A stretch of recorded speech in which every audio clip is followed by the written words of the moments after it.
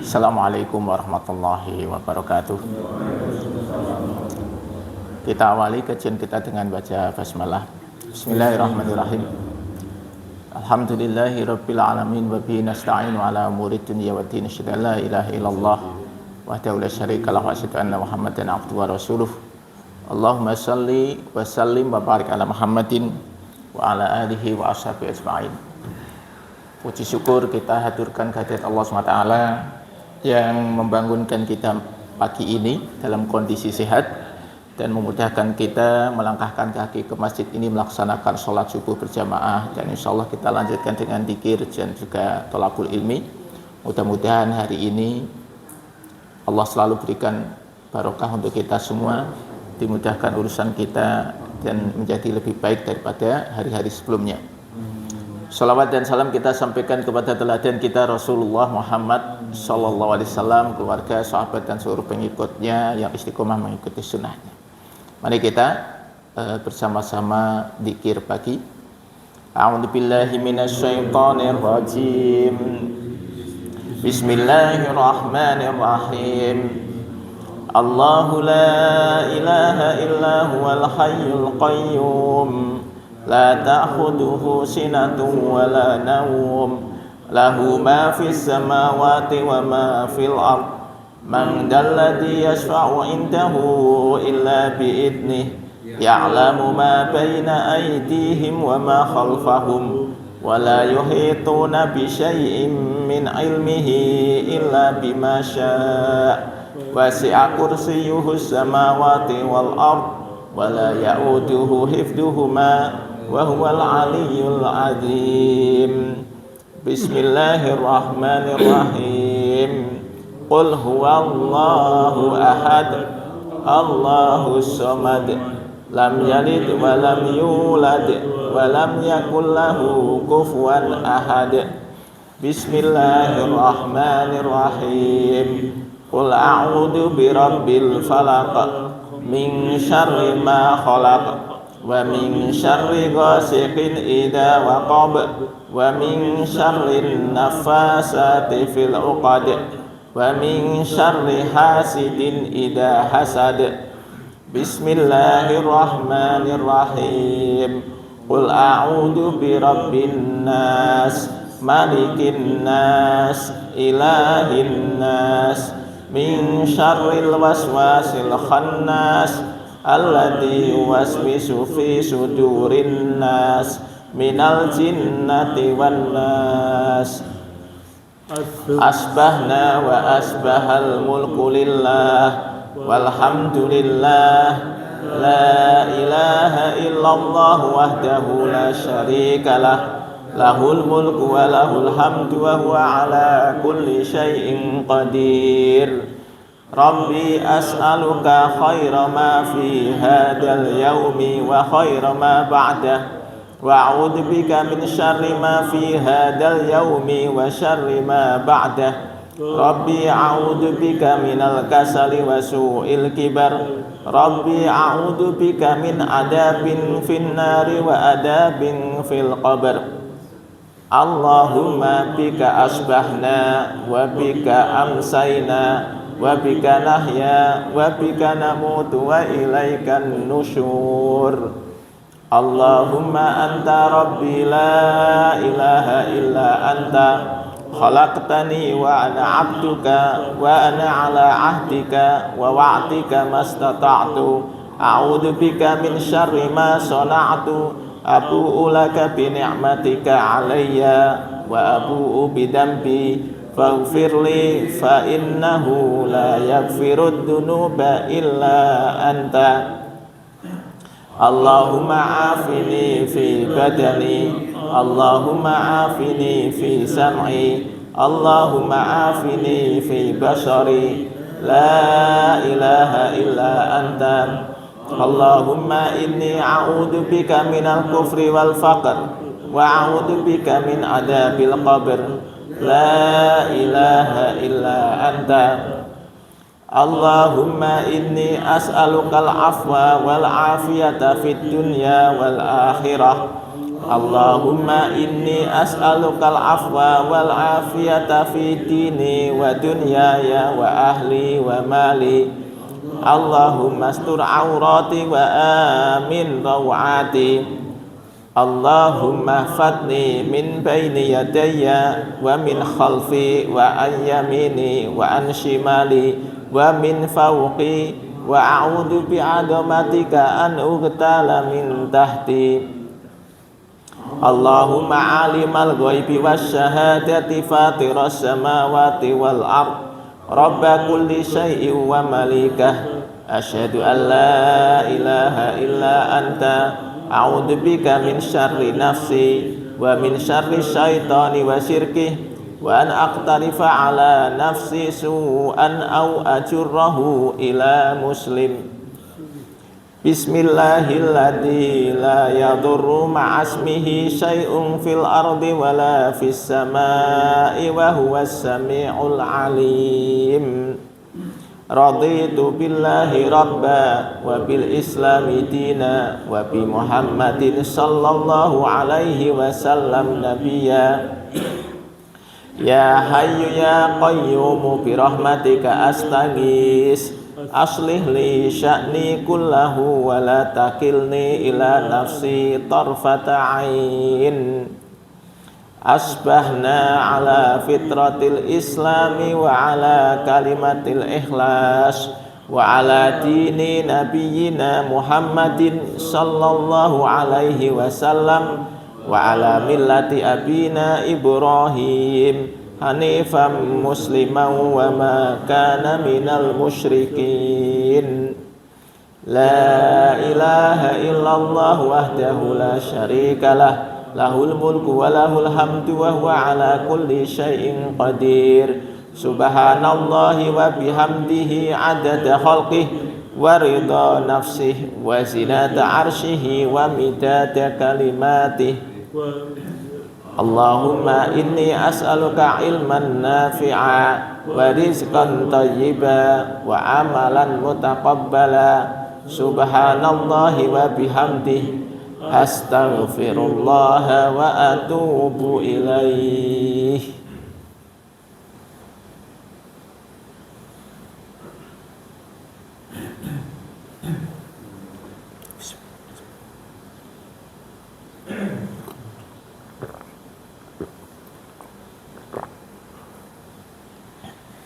Kita lanjut kajian al-hikam kita sampai ke pasal 42. Ukhruj min awsafi basyariyatika. Keluarlah dari sifat-sifat basyariyahmu, sifat-sifat manusiawimu. An kulli wasfin munaqidin li ubudiyatika, yaitu setiap sifat yang bertentangan terhadap ubudiyahmu, penghambaanmu. Litakuna, supaya kamu itu linida'il haqqi mujiban, bisa menyambut panggilan dari al-haq, panggilan dari Allah SWT. Wa min hadratihi qariban, dan semakin dekat kehadirat Allah. Nah, jadi di dalam pasal ini Syekh Ibnu Athaillah itu mengingatkan kita semua bahwa salah satu yang menghambat penghambaan kita kepada Allah itu karena kita masih terus berkutat kepada sifat basyariah kita, manusia kita. Apa sifat basyariah itu?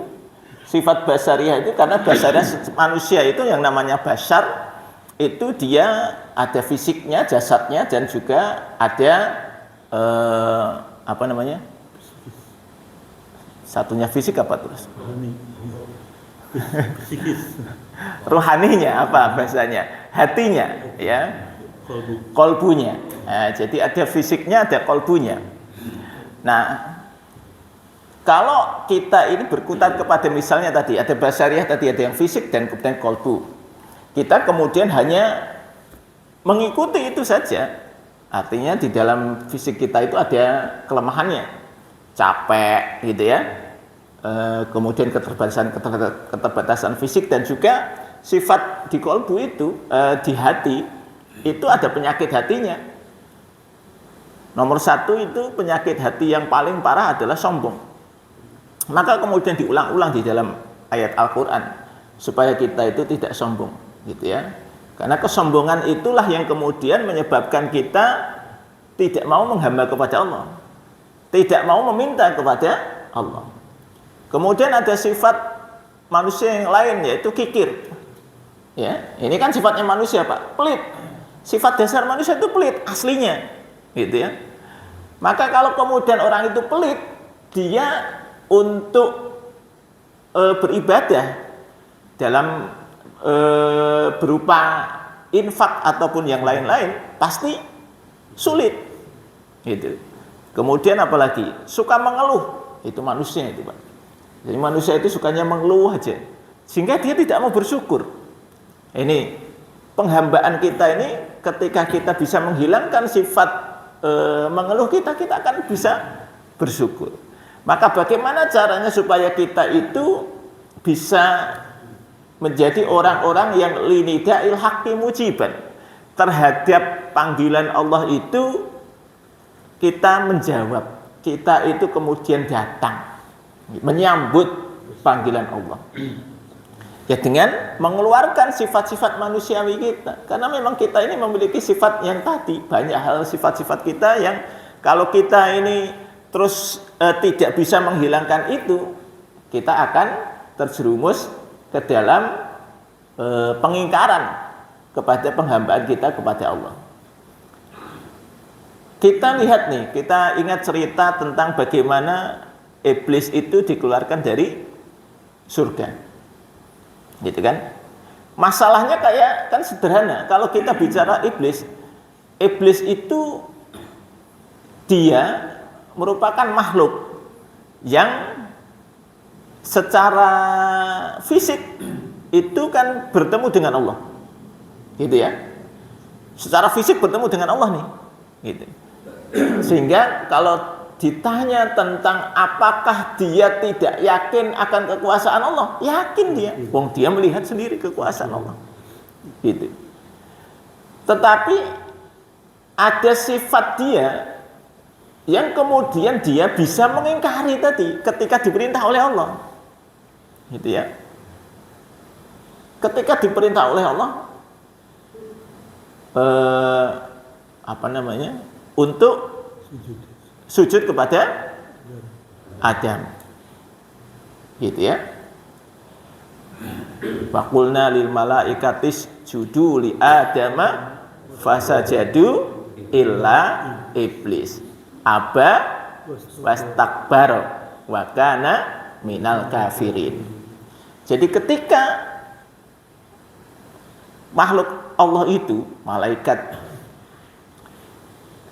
termasuk diantaranya iblis itu diperintah untuk sujud kepada Adam, memberikan penghormatan kepada Adam, karena Adam memiliki kelebihan dibandingkan mereka, maka kemudian semuanya sujud memberikan penghormatan kepada Adam illa iblis, kecuali iblis. Kenapa? Karena dia itu jumawa, sombong, gitu ya. Dan dia termasuk orang-orang kafir. Kafir di sini artinya apa? Tertutup hatinya karena kesombongannya lebih muncul. Nah, ini yang menyebabkan dia tidak mau. Bahkan kemudian ketika Allah mengeluarkan dia dari surga itu, dia tidak kemudian menyadari kesalahannya, karena kesombongannya jauh lebih besar ketimbang tadi kesadaran dirinya bahwa ini perintah Allah nih, apapun ini perintah Allah.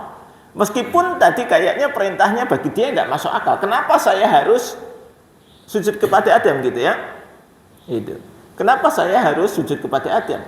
Dia mengatakan, dia ketika ditanya oleh Allah, kenapa kamu nggak mau sujud sama Adam? Gitu. Khalaqtani min nar wa khalaqtahu min tin. Ya Allah, engkau kan ciptakan aku dari api, sementara dia engkau ciptakan dari tanah. Ya nggak selevel dong. Nah, gitu ya. Levelnya dia lebih rendah daripada saya. Kenapa saya harus sujud kepada dia? Nah, kesombongan itu yang kemudian menyebabkan dia rela untuk dikeluarkan dari surga. Bahkan dia kemudian mengancam, ini luar biasa tuh Pak. Sudah dikeluarkan dari surga, dia itu masih minta dispensasi kepada Allah. Ya Allah, berikan saya penundaan, tolong berikan saya waktu supaya saya bisa menggoda Adam dan anak cucunya supaya ikut dalam barisan saya. Nah, itu kan luar biasa tuh. Jadi kesombongan itu bisa menyebabkan seseorang itu melakukan hal-hal yang dia sudah tahu sebenarnya konsekuensinya, Pak. Sudah tahu konsekuensinya.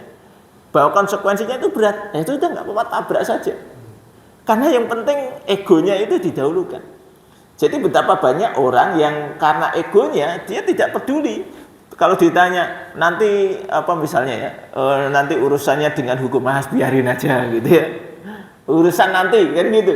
Yang penting saya sekarang urusan saya itu bisa selesai. Artinya egonya dia bisa dituruti. Ini salah satu sifat manusia, kesombongan yang menyebabkan dia tergelincir tidak mau beribadah kepada Allah. Orang yang hilang sifat sombongnya, maka ketika dia diperintah oleh Allah, dia sadar dia ini hanya makhluk Allah. Apapun perintah Allah, masuk akal atau tidak masuk akal, ya tinggal dituruti. Kalau kita bicara tentang masuk akal nggak masuk akal, perintah Allah ini ya mungkin kadang-kadang nggak masuk akal.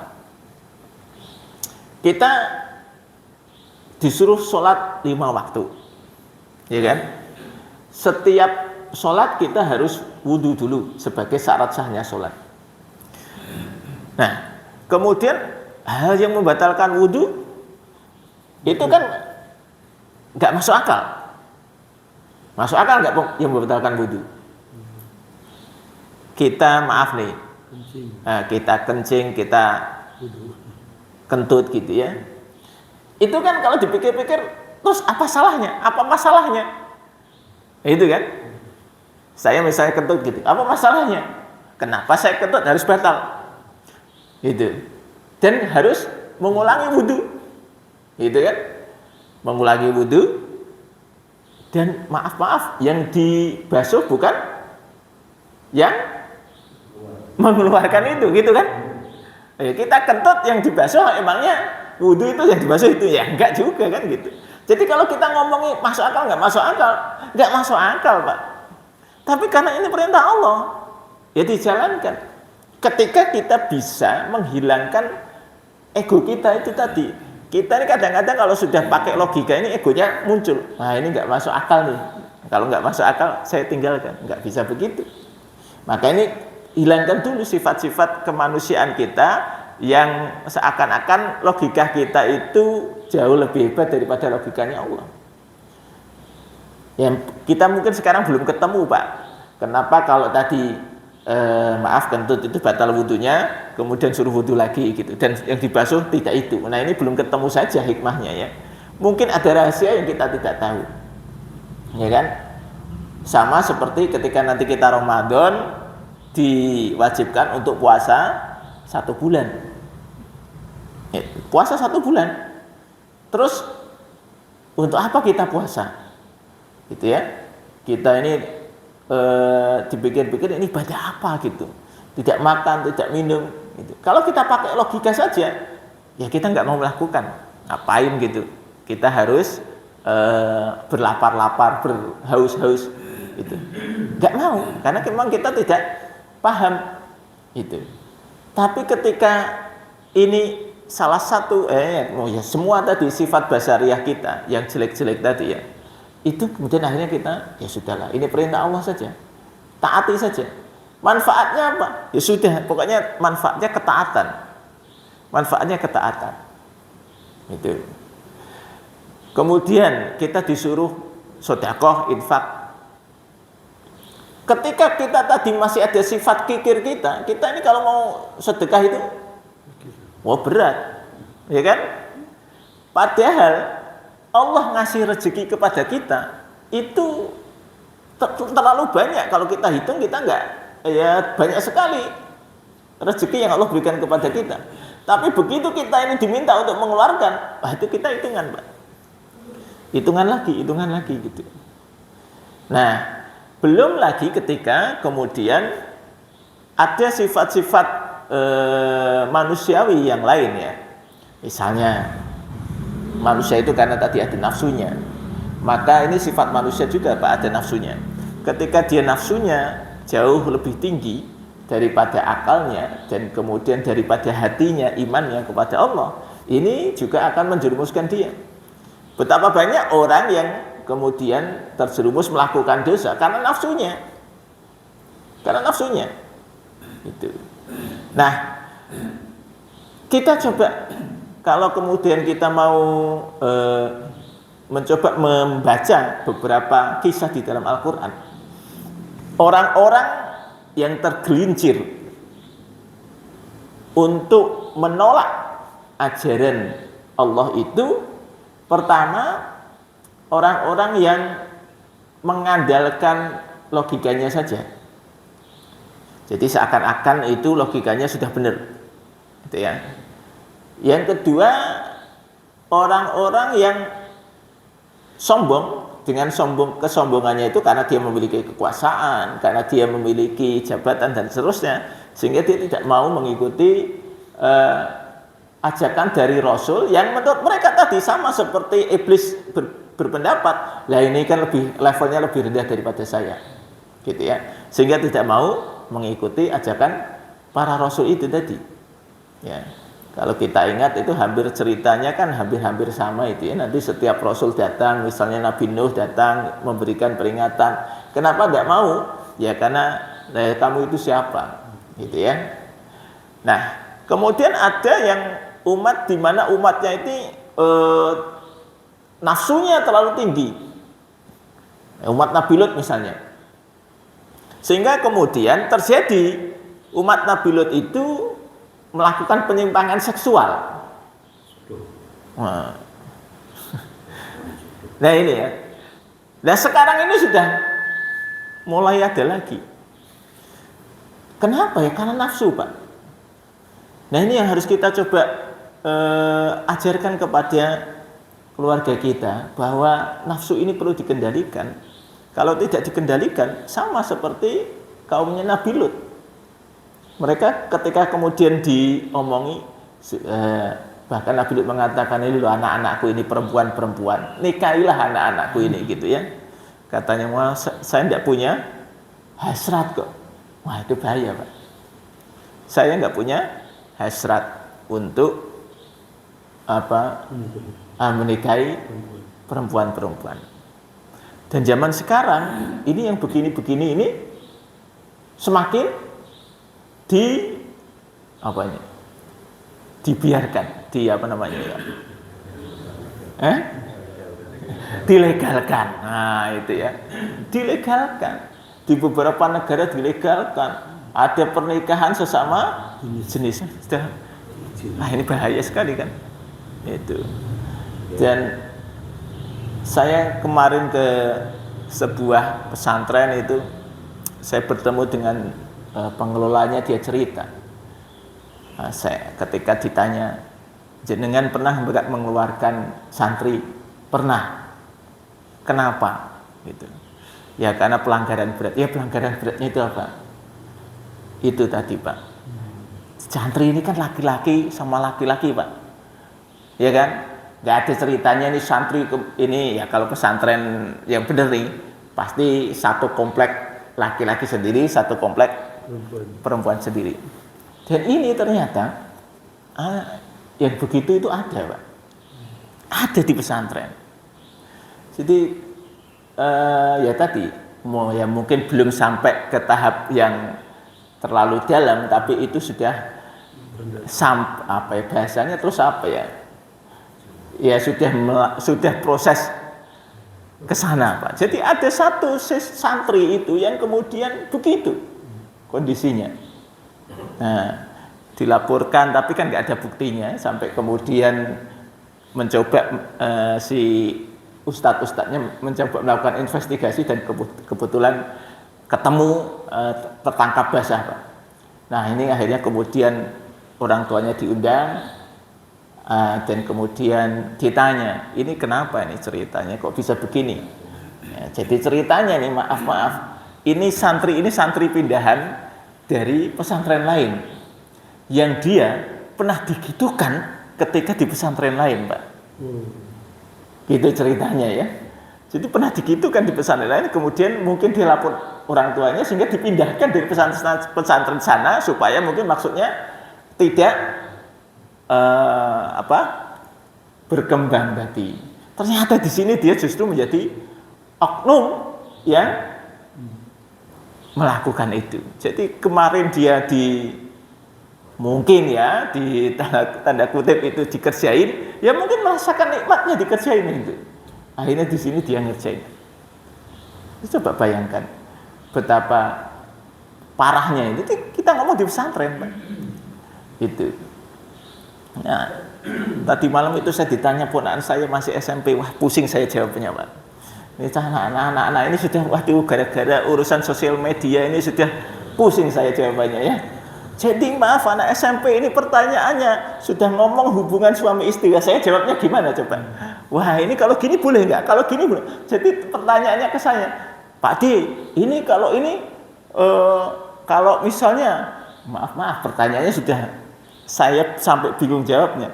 Kalau hubungan suami istri itu, kalau misalnya lewat belakang itu boleh apa tidak? Wah pusing nggak Pak? Ini anak SMP Pak. Iya kan? Jawabannya apa? Saya bilang jawabannya haram. Loh, itu. Tapi kemudian dia punya logika sendiri. Wah, saya bahaya ini punya logika sendiri, gitu ya. Jadi dia punya, itu kan masa nggak boleh dan sebagainya. Wah ini jadi sudah, coba bayangkan anak SMP sudah bisa tanya, kamu itu dapat itu dari mana? Lah saya itu loh awalnya nonton TikTok. Waduh, capek ini. Ya.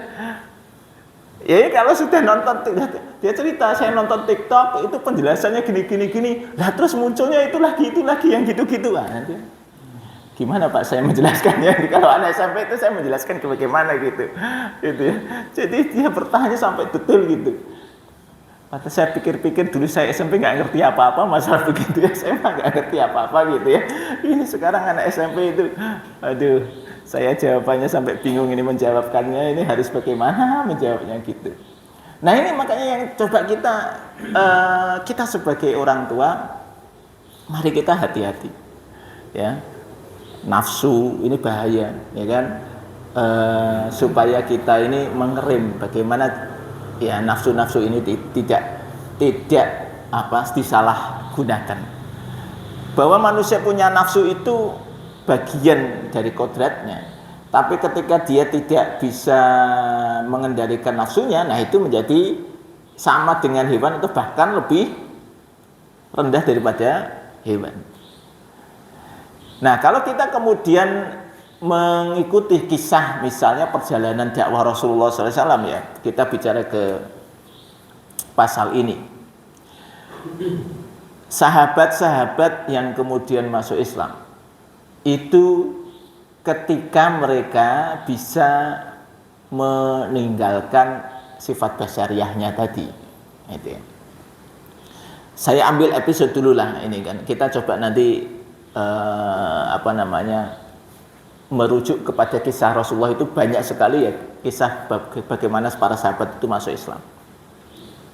Termasuk juga ketika kita bicara kok ada juga orang yang dekat dengan Rasulullah tidak masuk Islam. Katakanlah misalnya Abu Thalib gitu ya, paman Nabi. Paman Nabi itu tidak masuk Islam. Sampai ketika beliau sekarat itu ya. Jadi beliau dalam kondisi sakit. Kemudian ya sebagai pemimpin Bani Hashim saat itu, beliau ketika sakit itu soalnya didatangi oleh pemimpin Bani-Bani yang lain. Ada Bani Mahzun itu Abu Jahal pemimpinnya, datang. Kemudian intinya ketika datang, nah ini dia jadi nggak enak. Pada kondisi Abu Thalib sakit keras, Apa yang dilakukan Abu Jahal? Dia mengatakan, itu suruhlah ponakanmu itu berhenti. Itu nggak usah ngajak-ngajak ikut apa yang diajarkannya, suruh dia berhenti saja. Gitu. Dalam kondisi itu, ya sudah, dia nggak bisa apa-apa. Maka ketika Nabi datang di saat Abu Thalib sakit, meminta untuk Abu Thalib ini bersyahadat, itu beliau tidak juga mau bersyahadat. Alasannya kenapa? Ya karena tadi dia masih ada egonya, gengsinya. Nanti saya kalau bersyahadat dikira saya itu bersyahadat karena takut mati. Oh gitu Pak. Itu kan apa ya? Kadang-kadang gitu kan ada alasannya kan. Misalnya contoh ya, saya itu misalnya ada seorang perempuan disuruh pakai jilbab. Ketika dia mau menikah, dia nggak mau, terus dia ngomong, oh, saya nggak mau pakai jilbab dulu sebelum hati saya betul-betul tergerak. Saya nggak mau gara-gara saya nikah kemudian saya pakai jilbab.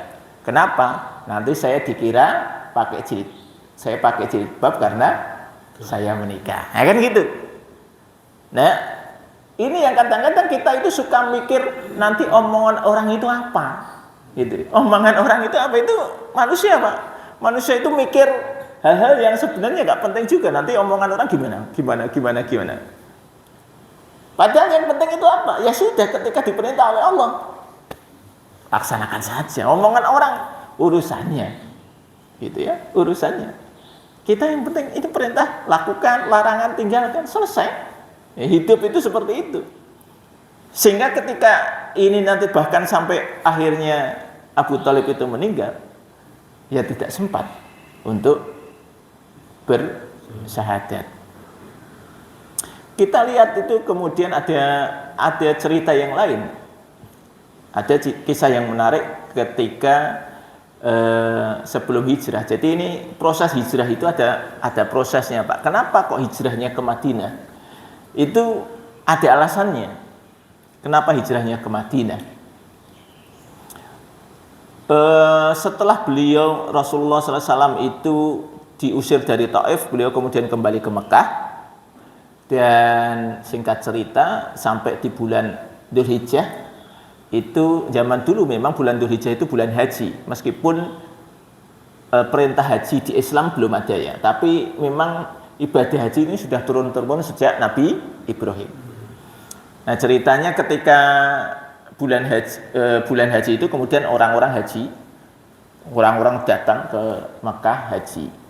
Orang-orang Yasrib itu ada yang haji, ada 6 orang. Kemudian biasa Rasulullah itu datang setiap kalau ada yang haji itu beliau datangi untuk dakwah. Nah, orang Yasrib ini, orang Madinah, ada 6 orang tadi, kemudian didatangi oleh Rasulullah dan kemudian masuk Islam. Nah, ini ceritanya begitu. Jadi pertama itu 6 orang Pak, orang Madinah yang masuk Islam ketika dakwah Rasulullah tadi. Pulanglah mereka pulang, kemudian dakwah kepada keluarganya.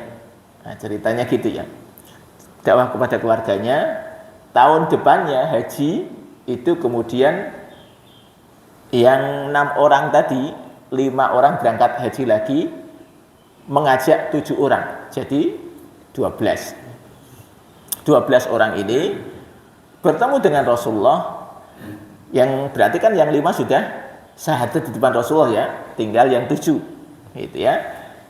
Bertemu dengan Rasulullah, kemudian akhirnya semuanya 12 orang ini berbaiat. Itulah yang disebut sebagai bai'ah Aqabah, karena waktu itu tempat baiatnya ada di Aqabah, bai'ah Aqabah pertama gitu. Nah, intinya kemudian dari bai'ah Aqabah itu merupakan baiat di mana mereka berjanji untuk tidak menyekutukan Allah, berjanji untuk tidak mencuri, berjanji untuk tidak berzina, gitu ya. Sudah itu kira-kira ini pelajaran dasar yang diberikan Rasulullah kepada mereka. Mereka kemudian berjanji itu, dan kemudian dibawakanlah Rasulullah kemudian mengutus satu sahabat namanya Mus'ab bin Umair untuk mendampingi 12 orang ini ke Madinah. Tugasnya Mus'ab bin Umair itu untuk mengajarkan Al-Quran, karena Mus'ab bin Umair merupakan salah satu sahabat yang hafal Quran. Kemudian mengajarkan tentang ibadah, terutama sholat. Nah itu jadi memang tugasnya begitu. Berangkatlah Mus'ab bareng 12 orang ini ke Madinah. Di sana Mus'ab itu selalu bikin ya pengajian kayak gini lah ya, untuk orang yang sudah masuk Islam. Ya. Tempatnya, jadi Mus'ab ini tinggal bersama As'ad bin Zurarah. Ini apa namanya, dari suku Khazraj. Nah, ini kalau di Madinah itu ada dua suku besar, suku Khazraj dan Aus. Tapi ya biasa, senengannya perang, gitu ya. Tapi ada yang unik ini di suku Khazraj dan Aus itu, mereka meskipun perang, ya kalau kemudian jatuh cinta ya tetap aja mereka antara ini terjadi apa namanya, pernikahan antar suku, itu ya biasa-biasa. Ya kayak di kita ini kan kadang-kadang ada, jangan nikah sama orang sana gitu, katanya begitu ya. Nanti ini, tapi kalau sudah jatuh cinta ya tetap aja nikah sama orang sana gitu ya. Nggak peduli gitu, kira-kira begitu. Nah, jadi pernikahan silang antara suku Khazraj dan Aus itu sudah ada. Nah, ceritanya ini, tadi Mus'ab itu tinggal bersama As'ad bin Zurarah, dan beliau dakwahnya itu di tempatnya As'ad ini. As'ad punya kebun kurma. Nah itu biasanya As'ad itu ngasih dakwahnya atau memberikan kajian itu di kebun kurmanya As'ad. As'ad itu punya saudara sepupu, tapi saudara sepupunya ini suku Aus. Tadi As'ad itu suku Khazraj, si sepupunya ini, jadi sepupunya ini dari jalur ibunya, karena tadi kan ibunya nikah dengan orang Khazraj, jadi suku Khazraj. Ibunya si siapa ini, Sa'ad ini nikah sama orang Aus, jadi secara sukunya dia suku Aus, gitu ya. Nah, singkat cerita ini si Sa'ad ini kan menjadi pemimpin dari suku Aus. Dia orang yang disegani. Tapi dia melihat bahwa saudara sepupunya ini melakukan apa ya, kemudian membuat kajian di tempatnya, dia nggak suka. Cuma ketika dia mau menegur, nggak enak wong saudara.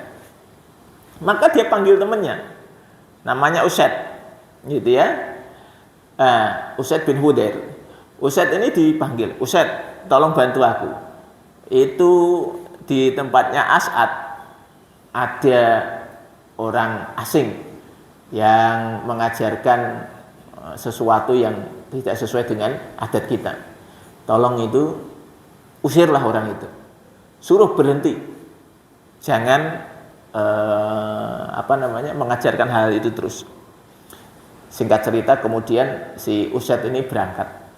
Pada saat itu sedang kajian itu di tempatnya As'ad tadi, dia langsung marah Usaid itu. Hei orang asing, tolong kau berhenti.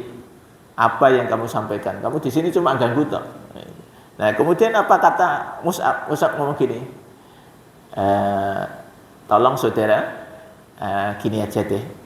Saudara duduk dulu, dengarkan saya ngomong. Kalau apa yang saya sampaikan itu baik, silakan diterima. Tapi kalau tidak, ya sudah, kita selesai. Gitu katanya. Ya sudah, saya dengarkan. Si Usaid mendengarkan apa yang disampaikan oleh Mus'ab. Apa yang terjadi?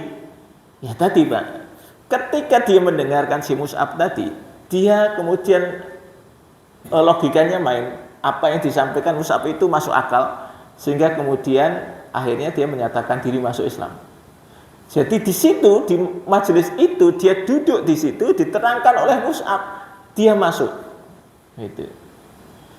Nah, akhirnya dia tanya, bagaimana caranya saya masuk Islam? Ya, silakan mandi dulu, gitu ya. Nanti bersyahadat. Kemudian si Ustadz ini mandi dan kemudian bersyahadat. Nah, kemudian Ustadz ngomong gini, saya ini punya teman yang kalau dia itu ngomong A, pasti semuanya kaumnya pasti ikut.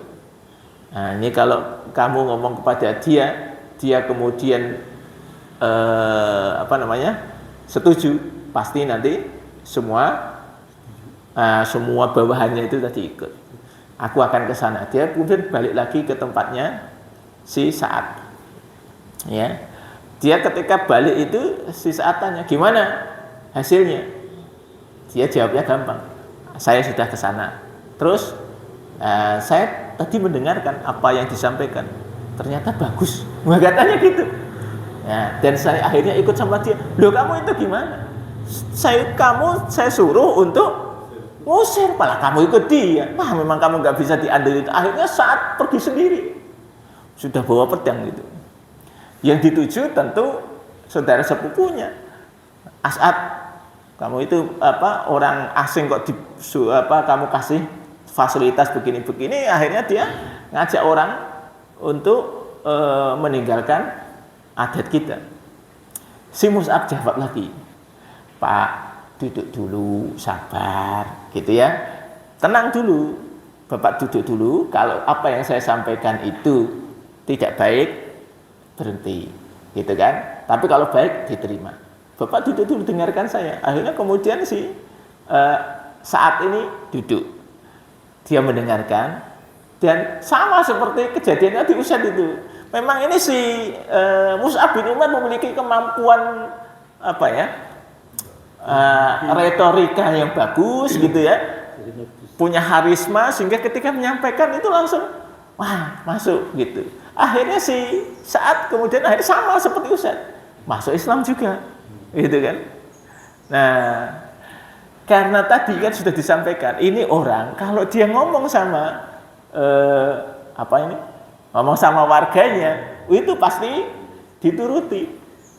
Akhirnya dia balik lagi, terus ngomong sama seluruh kabilahnya tadi, "Kalau sampai malam ini kalian tidak mau bersyahadat, jangan dekat-dekat aku lagi," katanya gitu. Sudah gitu tak kalimatnya.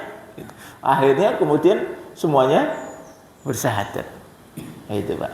Nah, apa yang kita bisa petik Pak dari ini?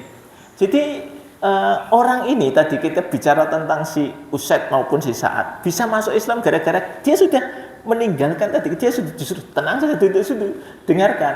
Nah, dia ketika itu dia sudah meninggalkan egonya. Ya coba kalau kemudian kita ini dia masih egonya masih tinggi gitu, dia nggak bisa terima Pak. Bagaimanapun dia misalnya ya, salah satu contoh kita sifat manusia yang susah untuk menerima hidayah itu kan ada dengkinya. Ya kan? Dengki itu apa? Ya kalau kita ini apapun yang disampaikan orang ini, kalau kita sudah dengki dengan orang ini, pasti kita tidak mau terima kan gitu. Ya kan? Pokoknya orang ini mesti salah gitu ya. Tapi ini coba bayangkan, dia bisa menghilangkan sifat dengkinya. Ya sudahlah, saya coba terima dulu apa yang dia sampaikan.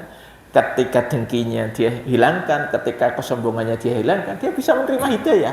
Tapi kalau dia tidak bisa menghilangkan sifat manusianya tadi, nggak bisa dapat terima hidayah Pak. Ini tadi Abu Thalib nggak bisa terima hidayah, kenapa? Masih ada sifat gengsinya.